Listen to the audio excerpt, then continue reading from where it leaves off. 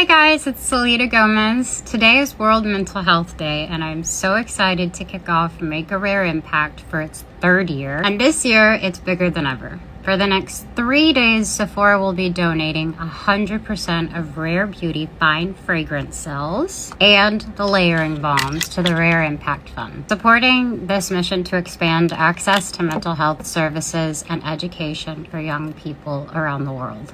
Because everyone deserves to feel seen, heard, and cared for. I hope that you'll join us in making a rare impact, and thank you so much for being a part of this. It absolutely means the world to me.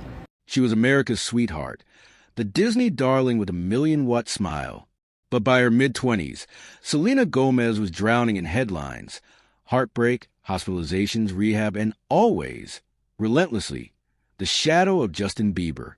For years, their toxic on-off romance played out on the world stage, fueling tabloids and social media speculation. But then, almost overnight, everything changed. Selena Gomez didn't just move on. She reinvented herself, becoming one of the most influential pop culture figures of her generation. How did she do it? The answer lies in a meticulous, deeply personal rebrand, a transformation that didn't just save her career, but arguably her life. Here's how she did it. Step by step, every rebrand starts with a reckoning. For Selena, that moment came in 2016. She canceled her revival tour, citing anxiety, panic attacks, and depression, a move that shocked fans and industry insiders alike. The world learned that behind the glossy magazine covers, Selena was battling lupus, a chronic autoimmune disease. The physical toll was immense, but so was the emotional pain. Her relationship with Justin Bieber, which had defined her public persona for years, was over again.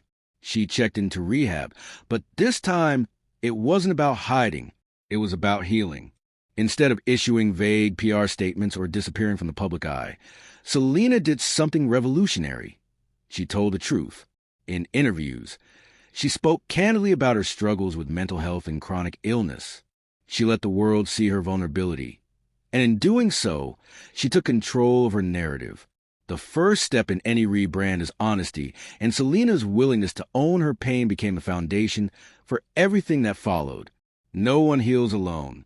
Selena realized that her inner circle, a mix of childhood friends, family, and a few loyal industry allies, would be critical to her recovery. She distanced herself from toxic relationships, including some that had once seemed unbreakable. The most public of these was her final split from Justin Bieber. Ending that chapter wasn't just about romance. It was about reclaiming her sense of self. But Selena didn't just cut ties. She strengthened others. Her friendship with Taylor Swift became a lifeline, as did her connection to her mother, Mandy Tiffay.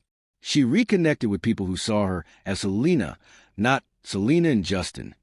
In interviews, she began talking about friendship and family, subtly shifting the narrative from heartbreak to empowerment. For years, Selena's image had been curated by others, Disney executives, record labels, tabloids, and of course, her relationship with Justin. Part of her rebrand was about regaining agency. She became executive producer on projects like the Netflix hit 13 Reasons Why, using her platform to spark conversations about mental health, bullying, and trauma. But perhaps the most powerful move was her social media detox. In 2018, at the height of her Instagram fame, she was the most followed woman on the platform. Selena stepped back. She deleted the app from her phone and handed over control to her team. In a world obsessed with likes and followers, this was a radical act of self-preservation. When she returned, she was intentional. Her posts became more authentic, focused on her music, her friends, and her advocacy work, not her love life. She stopped feeding the tabloid machine and started telling her own story. A rebrand is nothing without substance.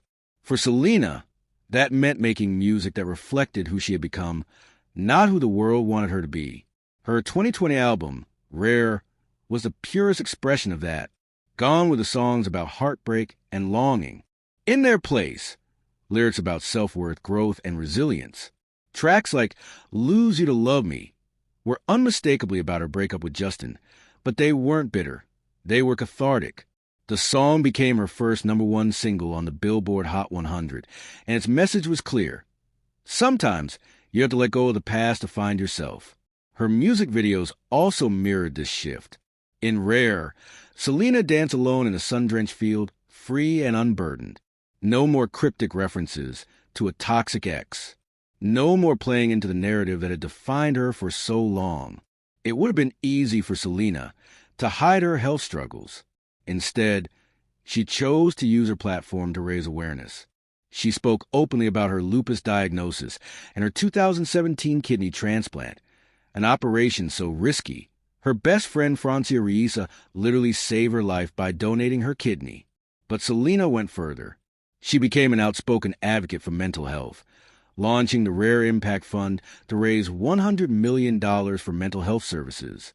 She partnered with organizations, hosted Instagram Lives with mental health experts, and even produced a docuseries, Living Undocumented, highlighting real stories of struggle and resilience. By prioritizing her own health, Selena gave permission to millions of fans to do the same. She became a role model not just for survival, but for thriving. The ultimate proof of Selena's rebrand was Rare Beauty, her makeup line. But this wasn't just another celebrity vanity project. Rare Beauty's mission is to challenge unrealistic standards of beauty and promote self-acceptance.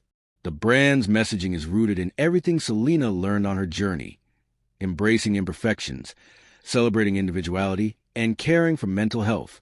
Rare Beauty's success was immediate, but more importantly, it became an extension of Selena's new identity. She wasn't just selling products. She was selling philosophy, a way of being that rejected the old narratives of perfection and heartbreak. Perhaps the most powerful aspect of Selena Gomez's rebrand is her refusal to be defined by her relationship with Justin Bieber or any man, for that matter. In interviews, she's asked about him less and less. When she answers with grace, but she doesn't dwell. She's made it clear. Her story is her own. Selena has also become more selective about her projects. She's taken on acting roles that challenge her, like in Hulu's Only Murders in the Building, earning critical acclaim and proving she's more than a pop star. She's shown that reinvention isn't about erasing the past, but about building something stronger from it. Selena Gomez's journey wasn't just about escaping the shadow of a high-profile romance. It was about confronting pain, finding support, and taking radical ownership of her life. Her rebrand was slow, deliberate, and deeply personal, and it worked because it was authentic. If you're looking for a lesson from Selena's transformation, it's this. You can change your story. You can leave behind toxic relationships, redefine your identity, and build a life that reflects who you truly are. It won't happen overnight.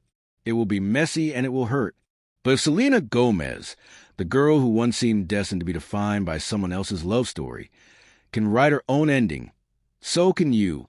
Selena's rebrand didn't just save her career. It saved her life. And in sharing her story, she's given the rest of us permission to do the same.